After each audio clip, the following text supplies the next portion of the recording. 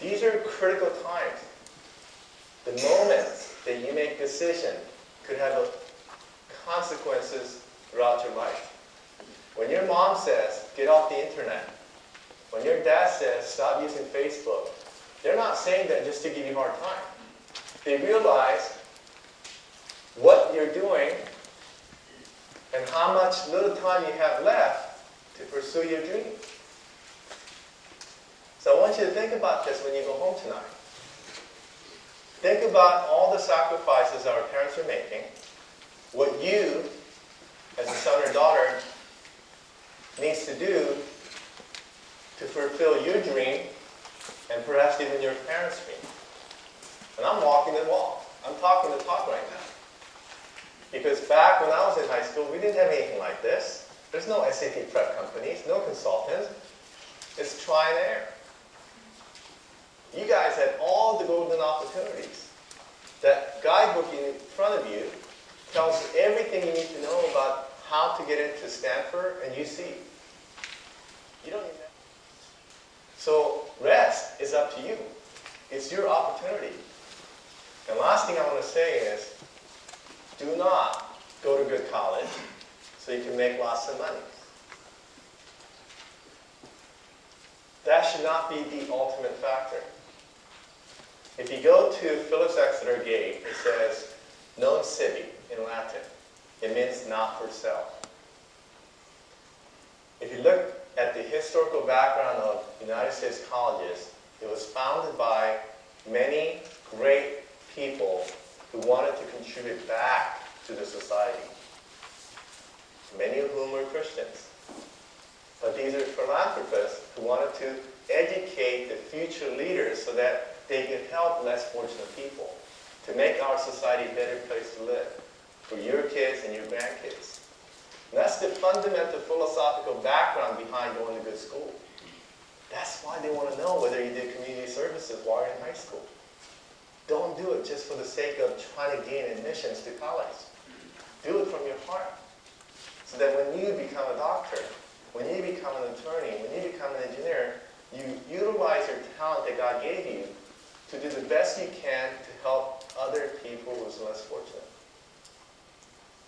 Because if you chase money, you could ask your parents, it's never enough. But when you start chasing money, you start bending rules.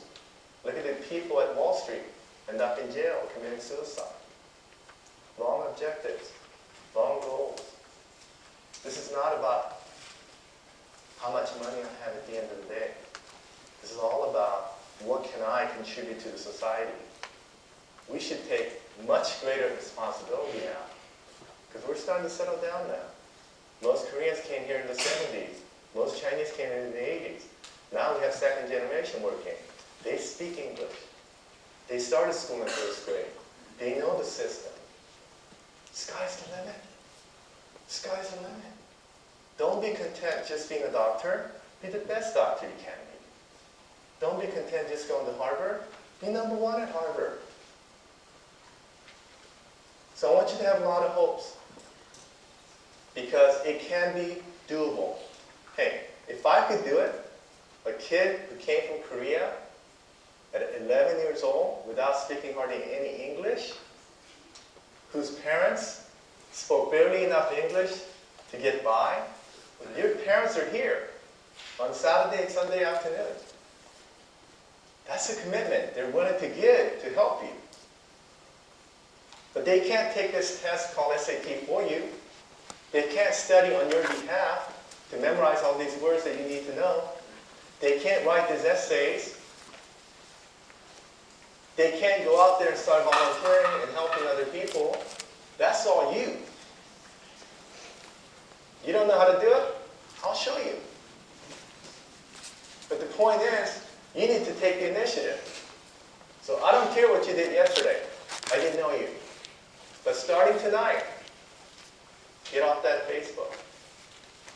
Get off that email. Get off that game. Stop hanging out with the wrong crowd. Focus on your life, what you need to do from this point until end of the high school. That's the most important message that I want you to take home. Okay? Yeah, college admission process is a procedural thing. It's a step-by-step process. If you know what to do each year, 7th, 8th, 9th, 10th, 11th, it's a piece of cake. It's numbers game. If you know what you need to do. Someone asked me, how do I improve my weight at GPA? Very simple. Go to community college during the summer, take 6 weeks long course, college level course, get an A, and you get 5.0 GPA. That are counted by the college, not by high school. I don't care what high school says. Oh, we won't accept those credit for the ANZA. Who cares? I'm talking about what UCs will count. I'm talking about what Stanford will count. Not only you get higher weighted GPA, you start earning college units while you're in high school. So you could graduate from college in 3 years instead of 4 years. So my motto is, if there's a will, there's a way. Don't give up because someone says this. That's how you improve your GPA. So I want you, the parents, to understand the admission process is constantly evolving. It changes. And these are new policies that I introduced to you today. So make sure you're up on information by coming to seminars like this or reading the materials to give right advice. And to the students, you only have one 9th grade in your life. You only have one 10th grade in your life. One 11th grade in your life. For those of you who are juniors, it's going pretty fast. And it's not coming back. And at the end of August, you look back and say, man, what was I thinking? Had I reduced the number of hours of internet, I could have gotten a higher grade.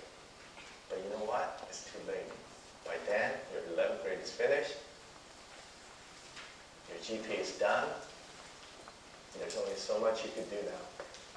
So don't regret. Don't regret later. Apply 100% now. Give everything. Number one priority is what? School grades. Number two is what? SAT. Number three is what? Extracurricular activities. Those are your number one, number two, and number three priorities right now until you graduate from high school. Then comes playing with friends, telephone, internet, games, whatever else. Don't mix up these priorities. This is a very, very critical time in your life.